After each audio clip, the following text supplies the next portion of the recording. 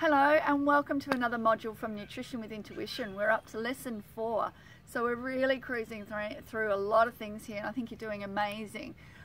Today's lesson is this is to go into your tool belt. I've already given you lots of fabulous tools that are game changers really, and this is one of my favorites. So in this lesson you're going to learn how to eat with awareness. So I'm basically going to show you a very simple method that will change the way you think and feel in the future with your food. This is something that will last you a lifetime.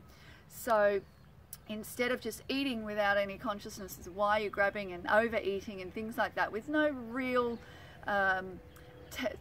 method to why you're doing that, this is simple. Eating with awareness is learning to stop, pause, and think about it and be aware of it. So we'll get into the lesson in just a moment, but I have to say it's really important that you start this today. Don't wait. Don't put this one off and go, okay, well I might start applying that later. Start it today, because this is going to be the game changer in your self-empowerment around food. This is the thing that's going to make a difference between you being on that roller coaster that we've talked about in past modules, where you're up and down, your chemistry's going up and down, you feel like you've failed or any of those things. You're up and down and you're low in energy, so you want to spike it with something to get high. This is to give you that stability. Once you have awareness and you know why you're eating what you're eating and you see the patterns in yourself, you have the power to change them. So it's imperative you start this today. Don't wait. So this is it. This is how to do it. Quite simple. I've made it easy for you. I've included a mood food journal for you to download, and you carry that everywhere with you with a pen and stick it in a little plastic paper envelope so that you can just carry it everywhere with you and protect it. Use it every time you reach for food, snacks, meals, any time. And it's very simple. I've done the tricky bits for you. You just have to fill in the gaps. This will give you an amazing insight into yourself and your psychology in food. So download that at the end of this DVD. In the meantime, let's just remember what we need to do. Let's really look at it. We need to, before we actually put the food into mouth, we actually stop and pause. So whatever stimulus is creating that desire to put the food in the mouth, we can pause and be aware of that stimulus before we respond. So it's stimulus, pause, and then we respond. It's simple, but it's powerful.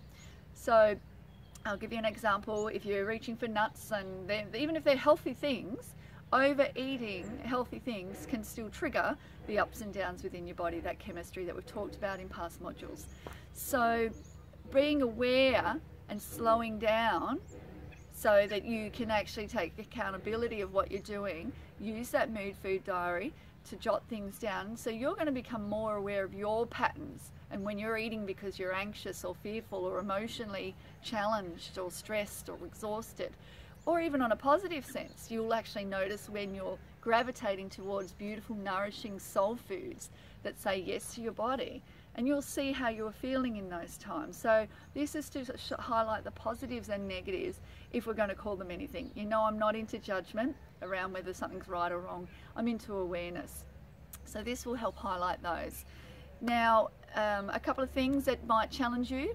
You might feel like you don't have time to do this. Remember, we've covered this one about time and how long it takes to be sick. It takes a lot of your time to be sick. It takes a lot of your time to be exhausted.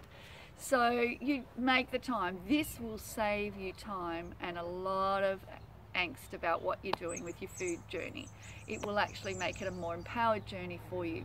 The other thing is, if you really feel like you don't know why you're choosing what you're choosing, just put the nearest feelings. Just have a bit of a go at saying what you think you're feeling. Don't overanalyze it. We can look at patterns later, but just write it down, jot it down, because the patterns will reveal themselves to you. And the other thing is, don't have any judgment about this. Just let it be, and be kind to yourself. The other thing that you might find is sometimes you'll just eat what you know is not nourishing you anyway, because you just want it. Sometimes it's your soul crying out for a hug, and